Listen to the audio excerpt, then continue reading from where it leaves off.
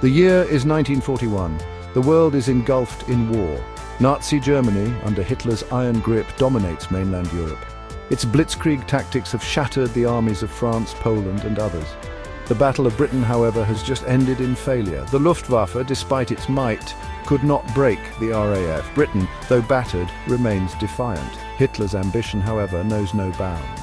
He eyes the vast expanse of the Soviet Union. It is a land rich in resources, a prize he covets. The ideological clash between Nazi Germany and Stalinist Russia adds fuel to the fire. The world holds its breath. The question is not if, but when Hitler will unleash his forces eastward. What if Hitler had resisted the lure of the East? What if he had chosen a different path? One that didn't lead to the catastrophic invasion of the Soviet Union?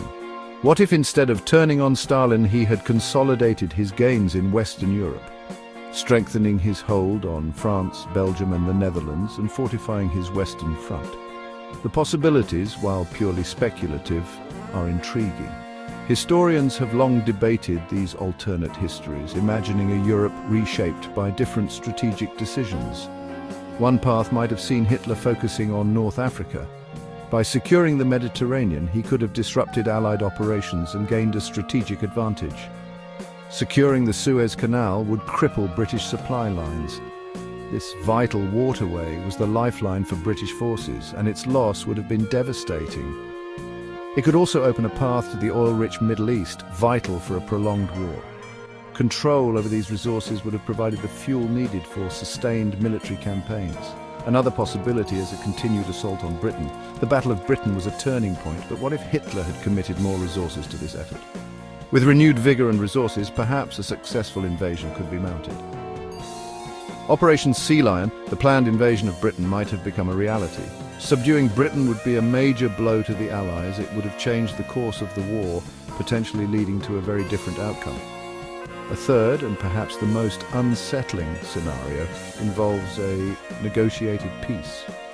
Imagine a world where Hitler and Stalin reached an agreement dividing Europe between them.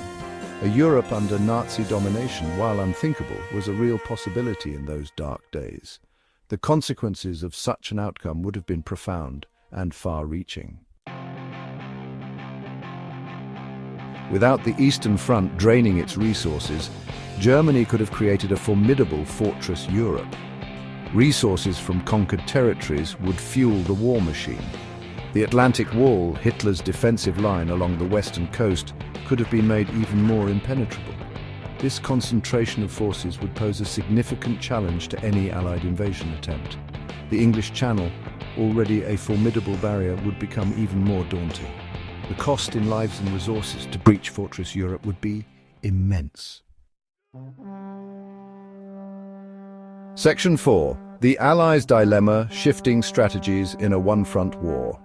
The absence of an Eastern Front would dramatically alter the Allied strategy. The Eastern Front was a significant theatre of war, consuming vast resources and attention from both the Axis and Allied powers. Without it, the dynamics of the conflict would shift considerably. The Germany First policy, which prioritized defeating Hitler, might have been reconsidered. This policy was based on the assumption that Germany posed the greatest threat. But without the Eastern Front, the Allies might have had to rethink their priorities and strategies. With no second front to relieve pressure, the Allies would face difficult choices. They would need to decide where to concentrate their forces and how to best utilize their resources in a war that now had a different strategic landscape. A direct assault on Fortress Europe would be a gamble. The risks involved in such an operation would be immense, and the potential for heavy casualties and failure would weigh heavily on the minds of Allied planners.